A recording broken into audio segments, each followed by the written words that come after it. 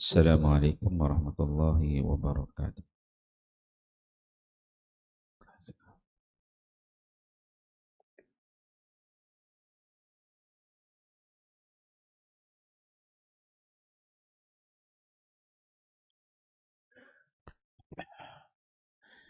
Ilmu dan zikir, kelebihan Al-Quran. Hadis ke-54. An Abi Hurairah radhiyallahu anhu anin Nabi sallallahu alaihi wasallam qala inna suratan minal Qur'ani 30 ayatan syafa'at li rajulin hatta ghufira lahu wa hiya surah tabarakalladzi biyadihil mulk. Rawahu Tirmidzi wa qala hadha hadis hasan. Bab ma jaa fi fadli suratil mulk.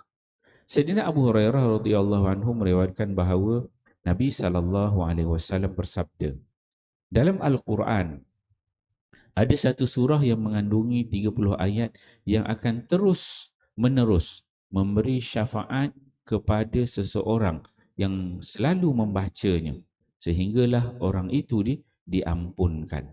Surah itu ialah surah Tabarakallazi, Tirmidzi. An Ibn Abbas radhiyallahu anhuma qala daraba ba'du ashabin Nabi sallallahu alaihi wasallam khiba'ahu ala qabri wa huwa la yahsabu annahu qabrun fa idza fihi qabru insanin yaqra'u suratal mulki hatta khatamaha. Fa'atan Nabi sallallahu alaihi wasallam faqala ya Rasulullah inni darabtu khibai wa ana la ahsabu annahu qabrun fa idza fihi insanun yaqra'u suratal mulki hatta khatamaha. Faqala Nabi sallallahu alaihi wasallam iya al-mani'ah iya al-munjiyah tunjihi min adzabil qabri. Rawahu Tirmizi wa qala hadha hadis hasan gharib. Bab ma jaa fi fadli suratul mulk. Sayyidina Abdullah bin Abbas radhiyallahu anhuma meriwayatkan bahawa ada sahabat yang telah memasang kemah di atas sebuah kubur, sedangkan dia tidak menyangka bahawa di situ ada kubur. Tiba-tiba kedengaran suara seseorang membaca surah Tabarakallazi sehingga tamat. Beliau telah datang berjumpa Nabi sallallahu alaihi wasallam dan memberitahu, "Ya Rasulullah, saya telah memasang kemah di suatu tempat. Saya tidak menyangka bahawa tempat itu ialah perkuburan. Tiba-tiba saya mendengar seseorang membaca surah Tabarakallazi hingga tamat. Baginda sallallahu alaihi wasallam bersabda, surah itu ialah penghalang daripada azab Allah Subhanahu wa taala dan ia adalah penyelamat daripada azab kubur." Hadis riwayat Tirmizi. Alhamdulillah tuan-tuan beliau, pada kini kita membaca dua hadis Nabi sallallahu alaihi wasallam di bawah tajuk ilmu dan zikir, kelebihan Al-Quran. Hadis ke-53, hadis daripada Abu Hurairah radhiyallahu anhu. Dan hadis ni Abu Hurairah dia menceritakan bahawa Nabi menyebutkan, Nabi bagi tahu dalam Quran ni, dalam Quran ni ada satu surah. Dan Quran ni semua ada 114 surah. Daripada 114 surah tu kata Nabi, ada satu surah yang mana salah suuna ayat. Yang surah ni dia ada 30 ayat. Yang kata Nabi SAW, surah ini syafaat li rajulin hatta ghufira lahu. Surah ini dia akan terus menerus memberi syafaat kepada seseorang yang membacanya. Orang lelaki ke perempuan membacanya akan memberi syafaat sehingga dia diampunkan oleh Allah Subhanahu Wa Taala. Maksudnya sesiapa yang membaca surah ini yang 30 ayat ni tak henti-henti baca lagi dan lagi, maka dia akan memberi syafaat kepada orang tersebut sehingga orang tersebut mendapat keampunan daripada Allah Subhanahu Wa Taala. Dan Nabi kata wahia surah Tabarakallazi biyadihil mulk. Dan itulah kata Nabi surah surah Al-Mulk, yang mana kita jadi amalan kita di sinilah. Lepas insya kita baca semua satu amalan yang baik ya. Dan kalau kita tak sempat baca sini, mungkin kat rumah kita boleh baca bila-bila di mana-mana, maka kita baca terus. Selalu jadikan amalan supaya apa? Kita dapat syafaat. Dan syafaat itu kata Nabi dia berterusan. Lagi dia akan terus memberi syafaat sehingga kita diampunkan oleh Allah Subhanahu Wa Taala. Itu kelebihan yang pertama surah Al-Mulk. Kemudian didatangkan dengan hadis daripada Abdullah bin Abbas, pak saudara Nabi, sepupu Nabi Abdullah bin Abbas. Dia membawakan hadis Nabi SAW. Dia menceritakan bahawa ada sahabat yang mana dia membina satu kemah, pergi jalan mana-mana musafir ke sana kemari. Dalam bermusafiran itu berhenti, dia bila malam, Arab ni dia naik unta berjalan daripada satu tempat ke satu tempat musafir. Jadi pada waktu malam berhenti, pacak kemah. Pacak kemah lah. Pacak kemah nak buat tempat rehat, istirahat, hujan ke panas malam kan. Takut ada binatang buas. Pacak kemah, duduk dalam kemah itu. Kata lelaki ni, dia kata, wa huwa la yahsabu annahu qabrun. Dia tak sangka rupanya tempat dia pacak kemah tu atas kubur. Dia tak tahu. Sebab bila Arab ni orang ada mati, itu ditanam. Kita sebab kita Malaysia ni ada tanah perkuburan kan. Kita ni ada majlis agama Islam, disiapkan tempat kubur.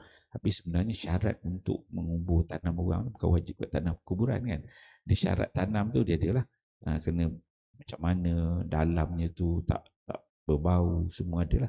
Bukan syarat ni tanah perkuburan. Jadi Arab ni biasanya kalau dia orang berjalan musafir mana, kalau ada mati tengah-tengah jalan tu, korek-korek tanam gitu kan.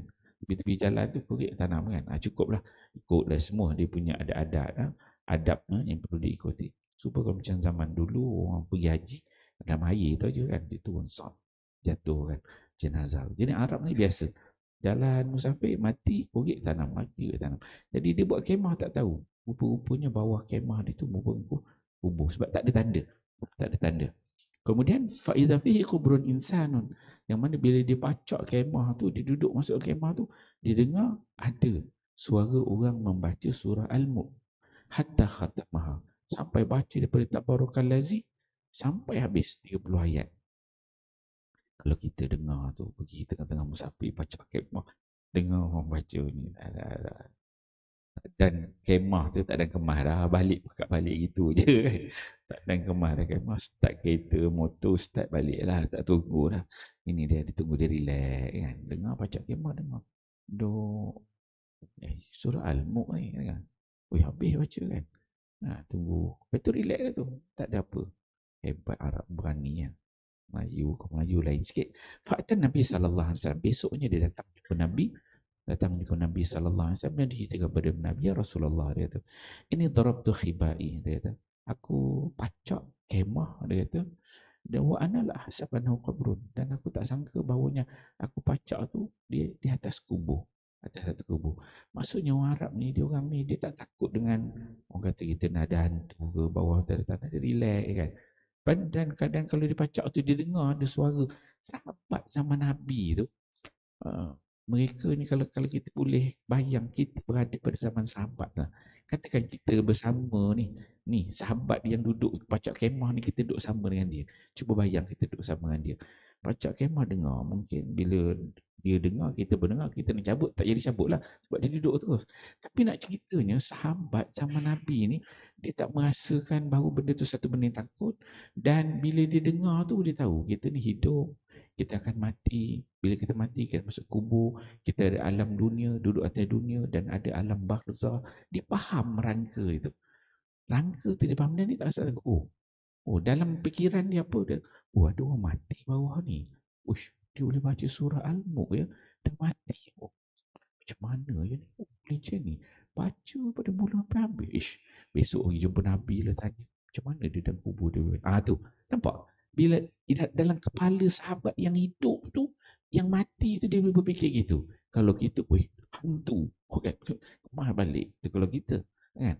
Jadi, yang Nabi bina sahabat begitu cara dia berfikir. Dan dia datang jumpa Nabi SAW.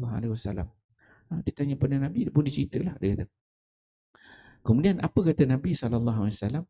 Nabi sebut kepada lelaki itu, dia kata, Hiya al-Mani'ah. Surah Al-Mulk itu yang dibaca oleh yang berada di dalam kubur tu, dia merupakan penghalang daripada azab Allah Subhanahu wa taala.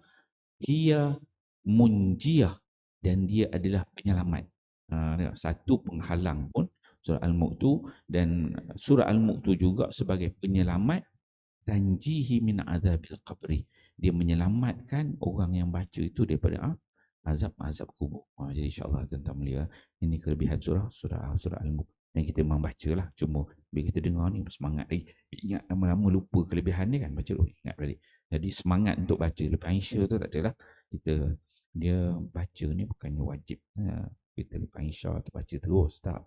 Sebab ada hadis Nabi yang lain disebut jadi amalan sebelum tidur kita baca. Kalau tuan-tuan sibuk tak apa. Lepas Insya tu bangun. Bangun boleh ada urusan balik rumah sebelum tidur tu bacalah. Kan? Cuma kita nak ramai-ramai tu seronok lagi baca kan. Semangat kau balik tu kan kadang malas kan. Tu dia tak baca terus. Ambil duduk baca kan. Tapi dia bukan satu benda sunnah Nabi. Bukan sunnah Nabi SAW. Duduk ramai-ramai baca tak. Cuma kita nak suasana tu ada. Buat sama-sama kan. Dan taklah kita terlepas membacanya itu. InsyaAllah kita fahami. Amal dan sampai-sampaikan. Wallahu a'lam. Subhanallah. Lallazina. Sallallahu